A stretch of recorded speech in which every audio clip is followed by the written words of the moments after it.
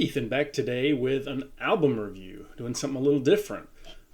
This is an album that I have been listening to a lot recently, past month or two. Not so much here recently, but in the last couple months, I've been listening to this album a lot.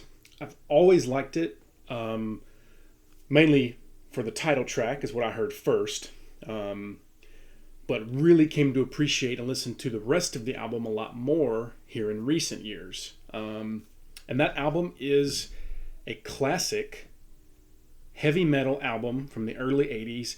It is Dio and Holy Diver. Try to get some glare out of there with that iconic, awesome cover art of the priest running away from the big creature, breaking the chain. Really awesome artwork. You got the back there, track listing. Apologize for the glare. This is just a phenomenal album. This is Dio's solo album, his solo band that he put together after he left Black Sabbath, where he released 2 albums with them, Heaven and Hell and Mob Rules, both phenomenal albums as well. This kind of continued in that same vein of Dio, of those 2 Dio albums that he released with Black Sabbath. First album, released May 25th, 1983. Recorded in Sound City Studios in Van Nuys, California. On the Warner Brothers in North America, Vertigo in UK, and Mercury in Europe and Japan labels. Produced by Ronnie James Dio himself. The band consisted of course, Ronnie James Dio, who started out in a band called, in the early 70s, a band called Elf, who opened up for Deep Purple.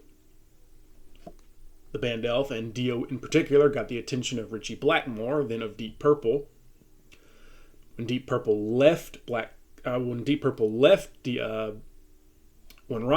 Richie Blackmore left Deep Purple in 1973. No, he left in 1974. My bad. He formed a band called Rainbow with Ronnie James Dio. Richie Blackmore's Rainbow released the first album, 1975. Really good album. They released another album, 1976, Rainbow Rising. I've mentioned that on the channel before. Phenomenal landmark heavy metal album. One more, Long Live Rock and Roll in 1978. Richie Blackmore, Rainbow, another phenomenal album. Dio then leaves Rainbow after that 1978 album and goes to Black Sabbath in 1979.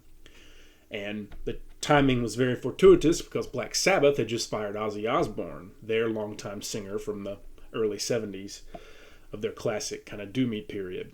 So Dio comes calling, Ozzy out, Dio in, 1980, Heaven and Hell, 1981, Mob Rules, 2 great albums with Black Sabbath.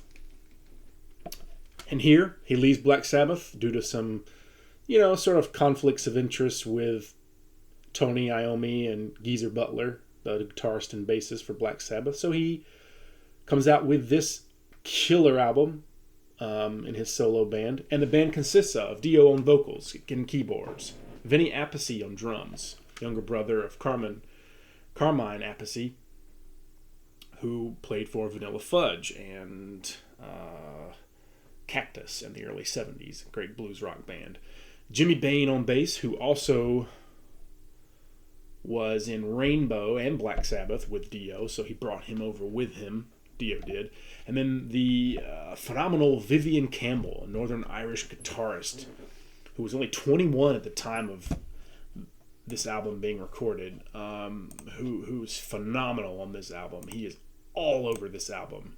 What a phenomenal debut from this guy. The track listing, great kickoff track with Stand Up and Shout, just a barn burner of a heavy fast track. Reminds me a lot of Neon Nights from Heaven and Hell.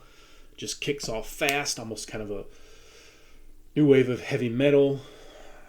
Then you've got the epic, phenomenal, just amazing title track, Holy Diver, track number 2, which is almost 6 minutes long, with that moody kind of keyboard intro real somber, and then just kicks in with that great, riff, that dun dun dun dun dun dun dun dun. Just a phenomenal song, and then gets even better after that. You think surely it can't get better than that, but the third track is a song called Gypsy, which has a great, just snarling, heavy vocal from Dio, a great riff. Every song on this album has a phenomenal riff from Vivian Campbell. What a guitar player. And to be so young and to be kind of just a nobody at the time of this album. He was a true virtuoso on guitar, I believe. Yeah. The next song is a song called Caught in the Middle. Probably my least favorite song on the album.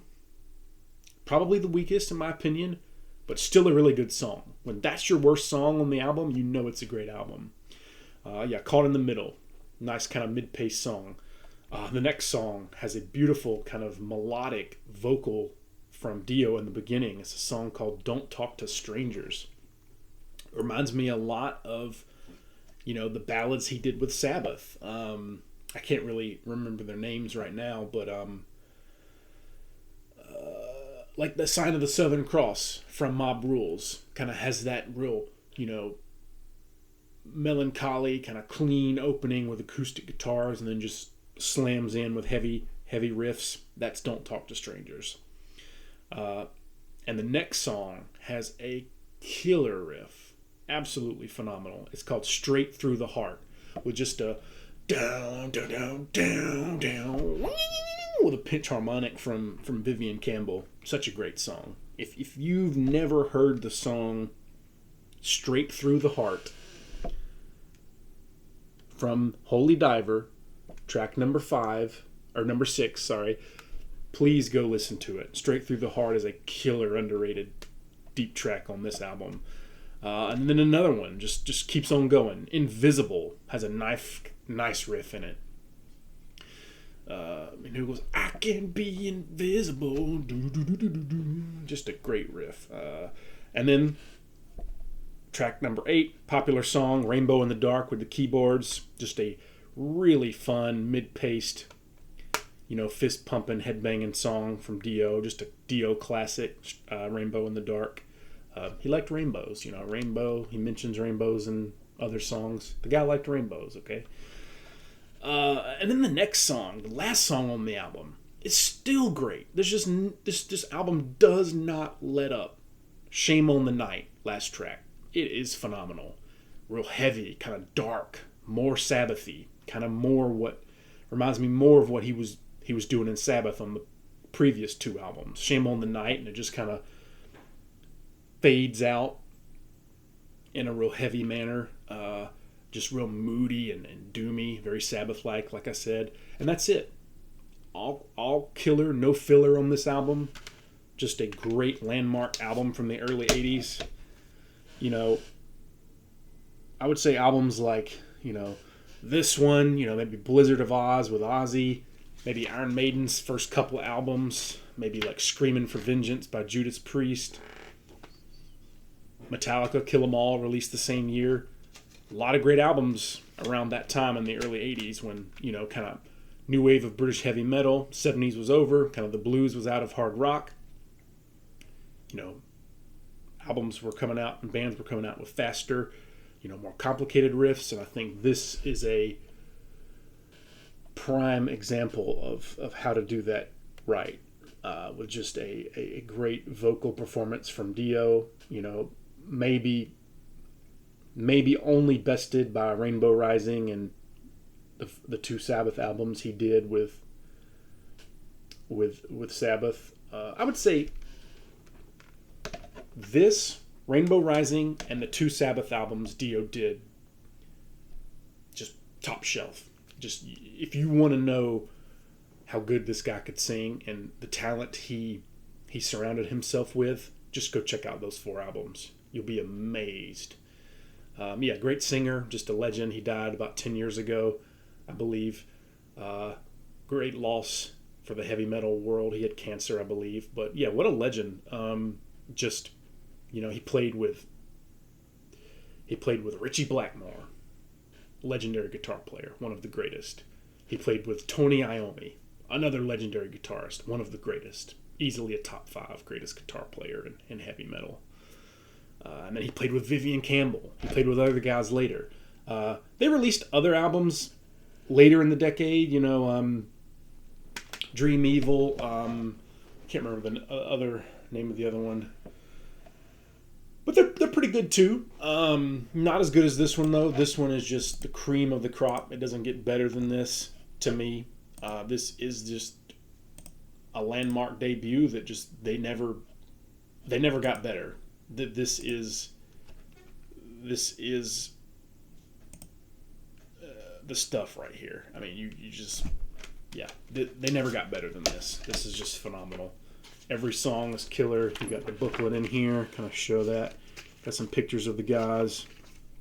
No lyrics. There's some pictures. It's kind of hard to see, but